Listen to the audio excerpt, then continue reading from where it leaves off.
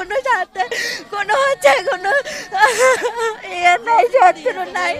আমার ভাস্তি আছে, তাকে বিয়ে করতে চাইছিল, আর ওর বয়স অনেক বেশি হয়ে হচ্ছে আওয়ামী লীগ কিংবা বিএনপি সেটাই হোক দল করে, তাহলে হচ্ছে গরম দেখে ওই বাড়িতে আমার ভাই ওকে উস্কে দিতে। আমার ভাই ওর বয়স বেশি দেখে বলছে যে হচ্ছে বিয়ে দিবে না ওর সাথে, বাসায় গেছে বলছে দেখে।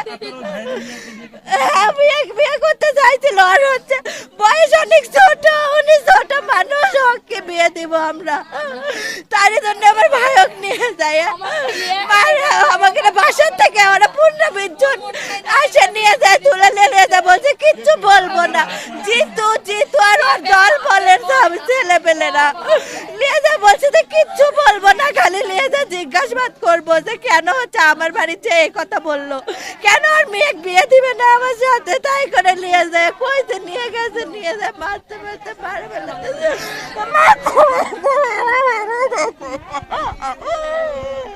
আমার ভাইয়ের লাশ আমরা পাচ্ছি না, আমার ভাইয়ের লাশ কোথায় আমি জানি না। এপারে সবাই ছিল, সব ছেলে পেলে সামনে নিয়ে গেছে, কেউ একটু আগেইনি।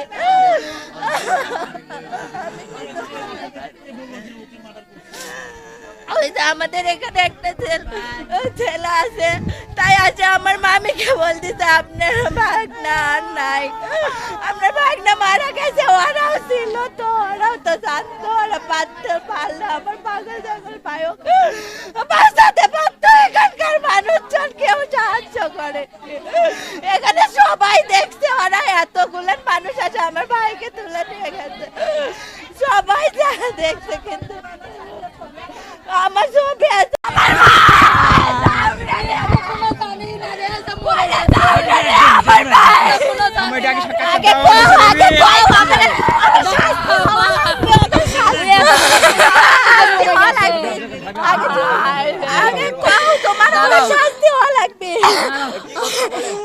আমার ভাই পাগলা ছাগলা মানুষ, স্যার সেটা এই এলাকার সবাই জানে, জ্বর একটু মাথার সমস্যা। ও সকালে গাড়ি ঠিক করবি, মায়ের থেকে টাকা দিছে, মা ও টাকা দিল যে যা যায় গাড়ি ঠিক কর, গাড়ি ঠিক করে আসার সময় নাকি কোনো কথাবার্তা নাই, কোনো কিছু নাই, ওই নাকি ঘরের ভিতরে যায়, আমার ভাইটাকে নিয়ে যায় ঘরের ভিতরে যায়, ওকে নাকি মারছে, ওর কোনো দোষ না থাকলে, কোনো কিছু না থাকলে আমার ভাই কৃষক যায় মারবে ওকে, অবশ্যই আর কোনো দোষ আর কোনো কাণ্ড আছে।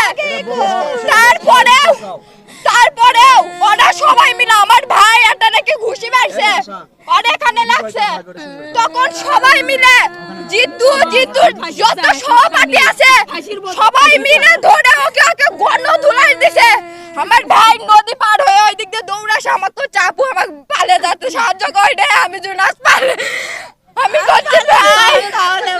করছি ভাই, তোর কিছু হবি না ভাই, আমি আছি ভাই, আমি আছি, তোর পালার লাগবে না, তোর কোনো কিছু হবি না রে ভাই, আমি আছি ভাই। করছে না রে, ওরা আমার সেই মারা মারবে, তারপরেও সবাই মিলে আলো, জিতু যত চাই না পেন না সবাইকে নিয়ে আলো, নিয়ে আসে আমার ভাই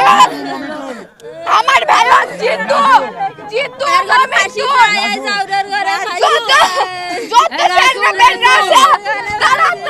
সবাই আমার ভাইকে টানে নিয়ে গেছে, আমার ভাই যাওয়ার মতো আর পাও ধরছে জিতুর যে ভাই আমার ভুল হয়ে গেছে ভাই, এবারের মতো মাফ করে দে রে ভাই। জিতু করছে আমি তোর গাওয়াত কোনো টাচ করবো না, তুই তো আমার সাথে কোনো টাচ করবো না, তারপরেও কেন আমার ভাই বললেন আমার বিচার চাই। শুরু তো আমরা নিজেও জানি না ভাই,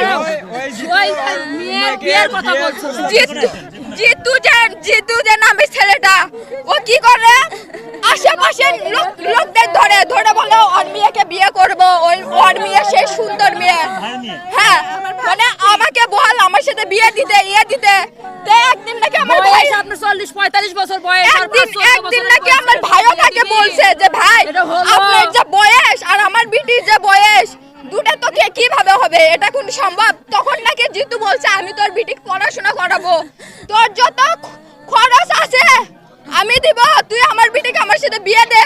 তখন আমার ভাই কাছে না ভাই এটা কোনো মতে সম্ভব নয়, জিতুর পরিবার নাই, বউ বাচ্চা নাই, কেউ নাই, নিশে বেচে নিশে খায় ইয়াবা বেচে ইয়াবা খায়। এই পাড়ার যত ছেলে আছে সবাইকে খারাপ বানাচ্ছে, সবাইকে খারাপ বানাচ্ছে।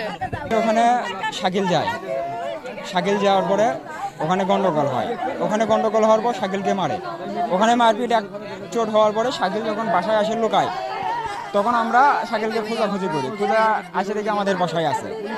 বাসায় আসে যখন জিজ্ঞাসা করলাম যে কেন মারছো, কী কারণে, তখন ও বলল যে ও আমার মেয়েকে বিয়ে করতে চাইছিল, এখানে শুনি ওখানে শুনি, এইসব লাগেতেই ও নাকি গেছিল, যে ও একটা সিনিয়র অত বড় মানুষ আর আমার মেয়ে ছোট।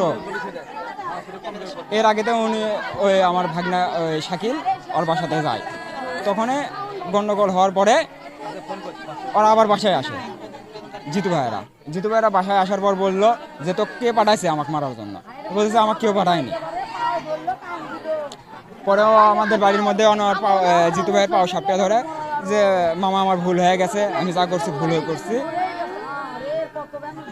ও বললো যে আমি তোকে এক চুল মারবো না, একটা টাচও করবো না। ও সবার সামনে দিয়ে, আমাদের বাড়ির থেকে সবাই সামনে দিয়ে অক বের করে নিয়ে যায় ওর লোকজন সহ, এবং সবাইকে বলে যে আমার লোকজন কেউ অক মারবে না, কেউ একটা টাচও করবে না, যার সব থেকে আমরা শুনবো, শুনে অক ছেড়ে দেবো, এই কথা বলে অক বাইর থেকে নিয়ে যায়। নিয়ে যাওয়ার পরে আমরা 1 ঘন্টা 1.5 ঘন্টা পর খবর পাই যে অকনয়া নদীর ঘাট ওখানে মারতেছে, এবং এক দোকানদারকে নিয়ে যাওয়া হয়েছিল এখান থেকে, সেই দোকানদার এসে বলতেছে রক্তাক্ত অবস্থায় করছে। জিতুর সারা সর্বনাশ হবি রে, এই জিতু করতে গেল রে, জিতুর বাড়ি এটি লয় রে, ওই ভাড়াটা ওই আইকা করে মারে ফেলে দিল রে, মারতে আমরা ফাঁসি চাই, ওর ফাঁসি অলরেডি চাই। আমরা অলরেডি 2 জনকে গ্রেপ্তার করেছি। এখানে যে ওনাদের যে বক্তব্য, যিনি মূল আসামি জিতুকে অলরেডি আমরা গ্রেপ্তার করেছি, সঙ্গে আরেকজনকে আমরা গ্রেপ্তার করেছি। আমরা তথ্য যাচাই বাছাই করছি সে ঘটনার সাথে জড়িত কিনা, যদি ঘটনার সাথে জড়িত থাকে তাকেও আমরা গ্রেপ্তার দেখাবো। যে আমাদের কাছে এখন পর্যন্ত এইটুকুই আছে। ধন্যবাদ। কি ঘটনা হলে আজকের এই মার্ডারটা একটু বলবেন? মানে এখন পর্যন্ত কি কোনো কিছু আসলে জানা গেল কিনা? আপনারা তো পরিবারের কাছ থেকে শুনলেন, পরিবারের কাছ থেকে তো আপনারা যেটা শুনলেন আমরাও তো এখানে পরিবারের কাছেই শুনলাম। পরিবারের কাছ থেকে যেটুকু আমরা পেলাম যে ভিকটিমের মেয়েকে বিবাহের প্রস্তাব তারা দিয়েছিল, এটাকে ঘটনাকে কেন্দ্র করেই আসলে পরিবারের অসম্মতি ছিল, এটাকে কেন্দ্র করে ঘটনা। আমরা বাকিটা আমাদের তদন্তে বের হয়ে আসবে। ধন্যবাদ।